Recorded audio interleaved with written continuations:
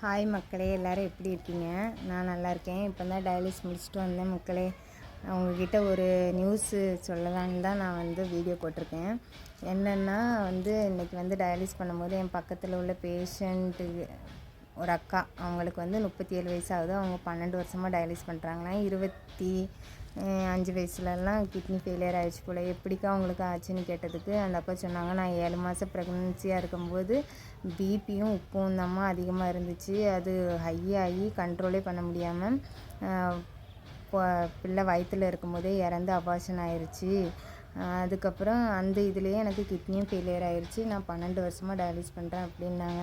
எனக்கு ரொம்ப கஷ்டமாயிடுச்சு. இதை நான் எதுக்கு சொல்கிறேன்னா, ஒரு அக்கா என் கமெண்ட்டில் சொல்லியிருந்தாங்க, நீ உப்பு அதிகமாக சாப்பிட்ருப்ப, அதுக்கப்புறம் தண்ணி ஒழுங்காக குடிச்சிருக்க மாட்டியா இருக்கும் அப்படின்னாங்க.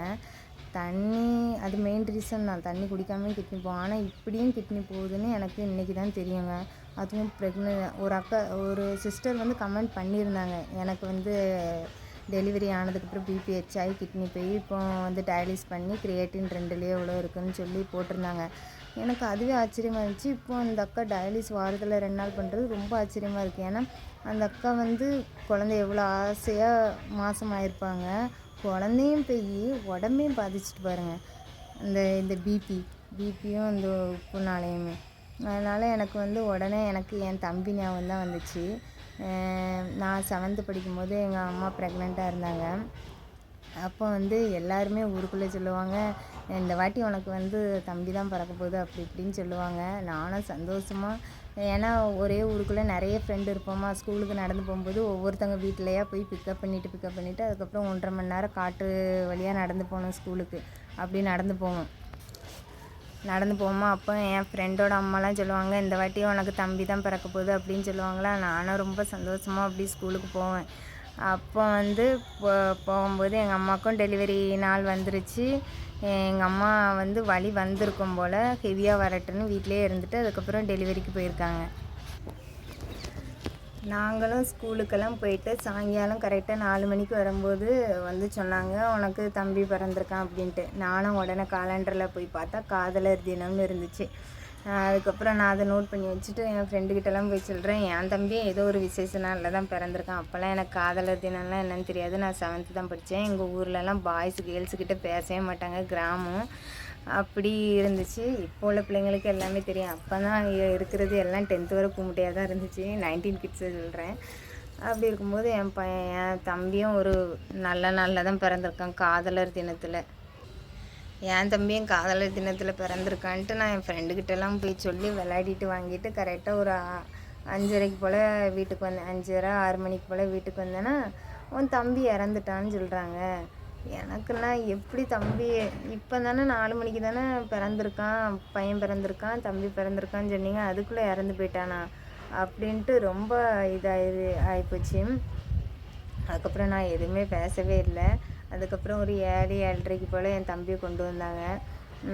நல்லா வெள்ளையேன்னு இருந்தான். தலை ஃபுல்லாக சுருட்ட முடி. அதுக்கப்புறம் வயிறு நல்லா உப்பி இருந்துச்சு.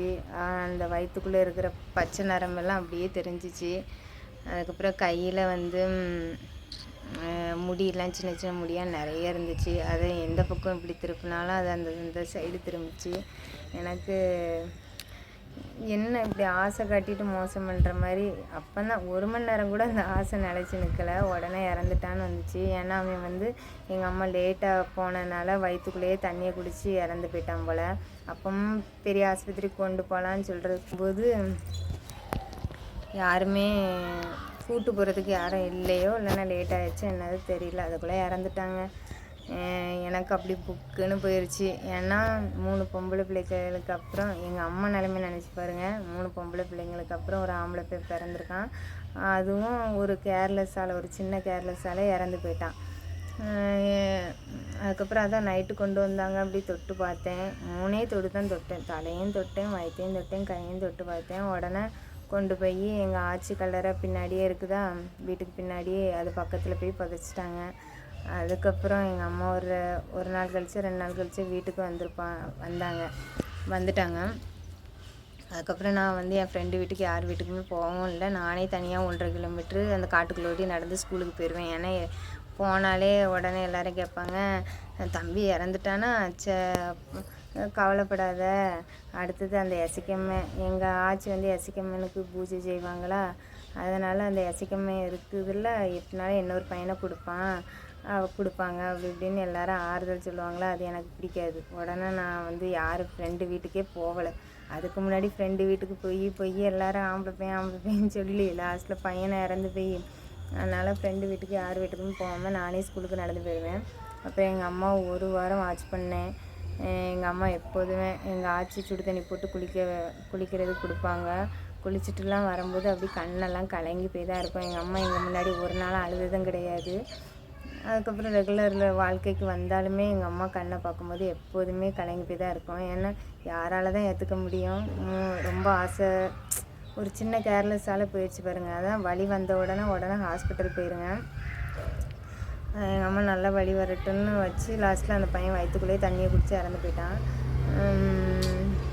நல்ல எல்லா ஸ்பெசிலிட்டியும் இருக்கிற மாதிரி ஒரு ஹாஸ்பிட்டல் பார்த்து டெலிவரி பண்ணுங்க, நான் அதுதான் சொல்லுவேன்.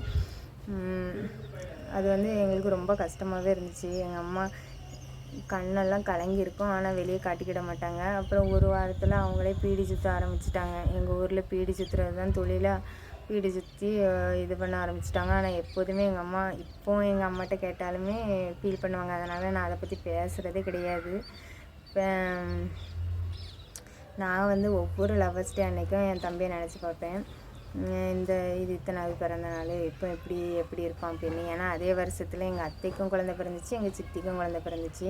அந்த பசங்களெல்லாம் பார்த்தா வந்து நம்ம தம்பியும் இருந்திருந்தா இப்படி இருந்திருப்பானே அப்படின்ட்டு நினைப்பேன்.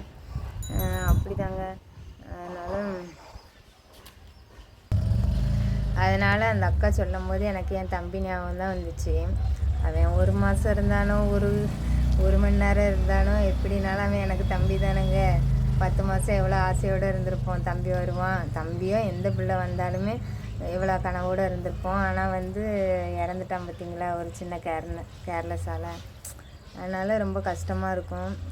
எங்கள் அம்மா வந்து நிஜமாகவே எங்கள் முன்னாடி அழுததும் கிடையாது, ஸ்ட்ராங்காக இருப்பாங்க. ஆனால் அவங்க மனசாலும் அவங்க கண்ணை பார்த்தாலே தெரிஞ்சிடும் ஃபுல்லாக அழுதுருக்காங்கன்ட்டு. நாங்கள் அதை பெருசாக கேட்டுக்கவே மாட்டோம். அதுக்கப்புறம் வந்து எங்கள் அம்மாவுக்கு எந்த வேலைனாலும் செஞ்சு கொடுப்பாங்க. ஏன்னா ரொம்ப ஃபுல்லாக. அதுக்கப்புறம் 2 வருஷம் கழித்து இன்னொரு தம்பி பிறந்துட்டாங்க. அதனால் வந்து கடவுள் ஒன்று கொடுத்தாலும் ஒன்று எடுத்தாலும் ஒன்று கொடுத்துட்டாரு. அதனால் எல்லோரும் கேர்ஃபுல்லாக இருங்க, அதுதான் சொல்கிறேன். ப்ரெக்னென்சி டைமில் பிபி, சுகர், அந்த உப்பு எல்லாத்தையுமே வந்து கண்ட்ரோலாக வச்சு ஹெல்த்தியாக பேபியை பெற்றெடுங்க மக்களே. இப்போ என் தம்பி இருந்திருந்தா அவனுக்கு ஒரு 18 வயசு இருந்திருக்கும் மக்களே. 18 19 இருந்திருக்கும், நல்லா தான் இருந்திருக்கும். ஆனால் நான் ரொம்ப ஆசைப்படுவேன், எனக்கு ஒரு அண்ணன் இல்லைன்னு நான் ரொம்ப கவலைப்பட்டிருக்கேன்.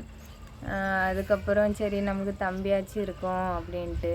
ஏன்னா சின்ன வயசில் அக்கா தங்கச்சி சண்டை தான் தெரியுமே, அதனால் ஒரு ஆப்போசிட் ஜெண்டரை வந்து நம்ம தேடுவோம். ஆனால் தம்பி அடுத்த பிறந்த தம்பிக்கும் எனக்கும் ஏஜ் ரொம்பவே டிஃப்ரென்ஸுங்க, 14 வயசு டிஃப்ரென்ஸு. அதனால் அவ்வளோக்குள்ளே பாண்டிங்லாம் இருக்காது.